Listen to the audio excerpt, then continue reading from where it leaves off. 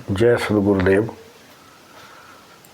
आज हम 10 महाविद्या के क्रम में तीसरी महाविद्या, जिसे षोडशी कहा गया है, उसके बारे में आपसे संवाद करेंगे। पिछली 2 क्लिप में 2 भाग में आपने देखा कि महाकाली महाविद्या और भगवती महातारा महाविद्या के बारे में हमने कुछ आपसे संवाद किया, कुछ जानकारी दी। इस बार आपको तीसरी महाविद्या षोडशी महाविद्या के बारे में जानकारी देंगे। षोडशी महाविद्या, जिसे कि श्री विद्या भी कहते हैं, बाला सुंदरी, त्रिपुर सुंदरी और पराविद्या भी बोलते हैं। जितनी भी 10 महाविद्या है वह अपने आप में श्रेष्ठ हैं और षोडशी महाविद्या भी एक दिव्य महाविद्या है जो कि बहुत ही श्रेष्ठ है। भगवती श्री विद्या का ही एक स्वरूप षोडशी अपने आप में सौंदर्य, ऐश्वर्य और रस का स्वरूप है। जीवन में जिसके रस नहीं है, सौंदर्य नहीं है, मुस्कुराहट नहीं है और विपुल भोग सामग्री नहीं है, तो उसका जीवन जो है वो बहुत ही शुष्क है और काष्ठवत है। इसलिए अगर जीवन में रस चाहिए, आनंद चाहिए और मधुरता चाहिए, तो उसके लिए षोडशी महाविद्या ही एक ऐसी महाविद्या है जिनकी आराधना साधना करने से व्यक्ति को भगवती षोडशी पूर्ण रस, आनंद, भोग, ऐश्वर्य प्रदान करती है। भगवती षोडशी श्री विद्या, मधु विद्या का एक दिव्य स्वरूप है जिसकी साधक अपने आप में पूर्ण आनंदमय जीवन व्यतीत करते हैं। भगवती षोडशी की शक्तिपीठ कई स्थानों पर विद्यमान है और वहीं हमारे हिमाचल में भी भगवती षोडशी का, बाला सुंदरी का, त्रिपुर सुंदरी का शक्तिपीठ विद्यमान है। मैंने अपने जीवन काल में भगवती श्री विद्या की दीक्षा अपने सद्गुरुदेव से प्राप्त की थी और उन्होंने कई साधकों को षोडशी दीक्षा प्रदान की है और हमें भी षोडशी दीक्षा प्राप्त हुई है। जैसा कि मैंने पूर्व में कहा कि महाविद्या साधना के 3 चरण हैं, तो मैंने अपने जीवन काल में षोडशी साधना का प्रथम चरण प्राप्त किया है और जो हमसे उच्च कोटि के साधक हैं उन्होंने दूसरा चरण, और जो बहुत सर्वोच्च कोटि के साधक होते हैं वह अपने सद्गुरु कृपा से षोडशी श्री विद्या का तीसरा चरण भी प्राप्त कर लेते हैं और निश्चित रूप से वो शिव स्वरूप बन जाते हैं।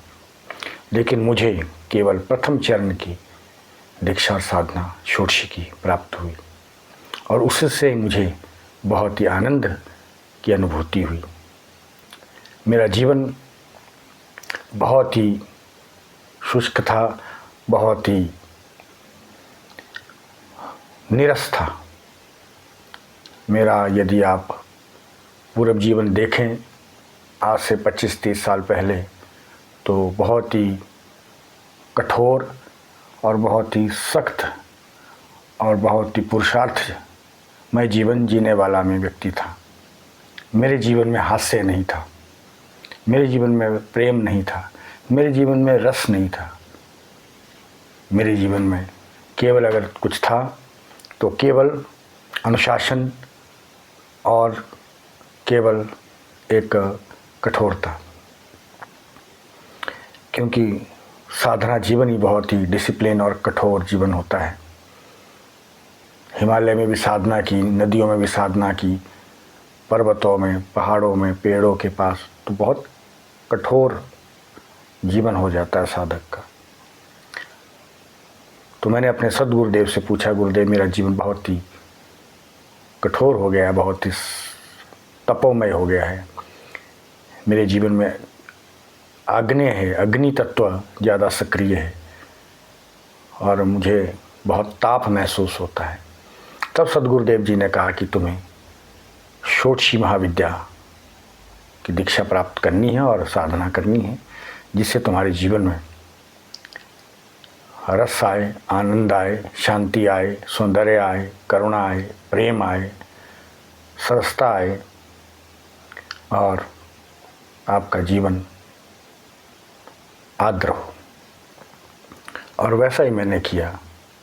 मैंने सद्गुरुदेव से भगवती षोडशी जी का दीक्षा मंत्र प्राप्त किया, विधि प्राप्त की और प्रथम चरण में मैंने वो साधना संपन्न की। लगभग मुझे उस साधना को करते हुए 8 महीने व्यतीत हुए और तब मेरे जीवन में मुझे ऐसा महसूस हुआ कि मेरे जीवन में एक रस आया, मेरे जीवन में एक खुशी आई, एक करुणा आई, एक प्रेम आया और मुस्कुराहट आई।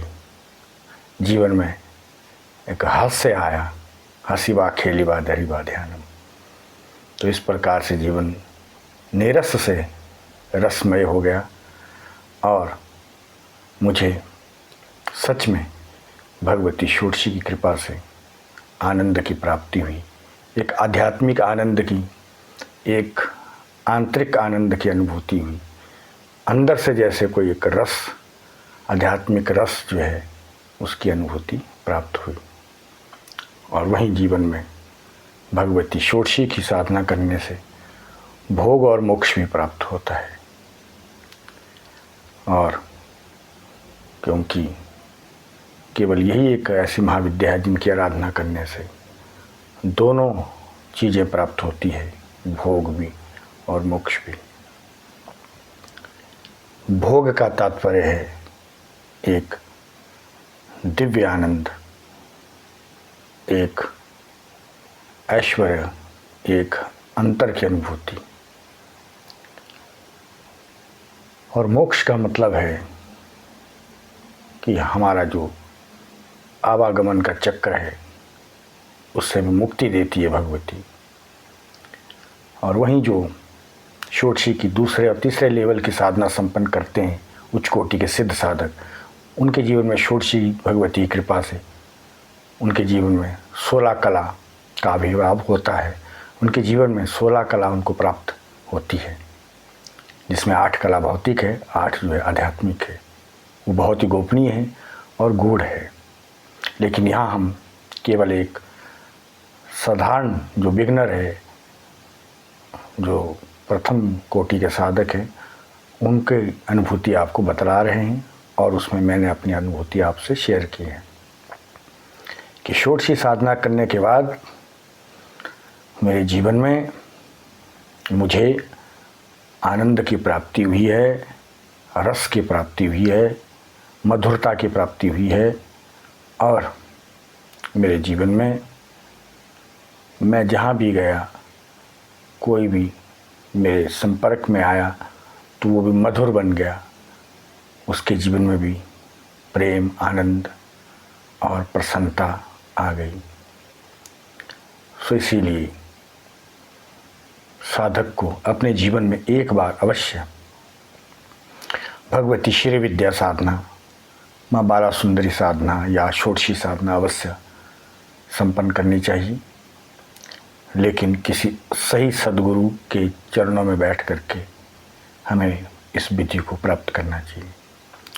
षोडशी महाविद्या साधना के कई क्रम हैं, कई विधियां हैं, कई बीज मंत्र हैं।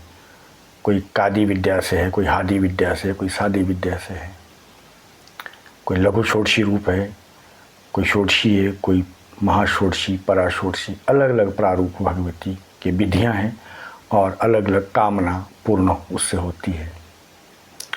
और निश्चित जीवन में एक गृहस्थी जीवन के लिए भी षोडशी साधना अत्यंत अनिवार्य है, ताकि आपका गृहस्थी जीवन मधुर, प्रेममय, रसमय बने, आनंदमय बने और परिवार में एक जो है प्रेम का माहौल बने।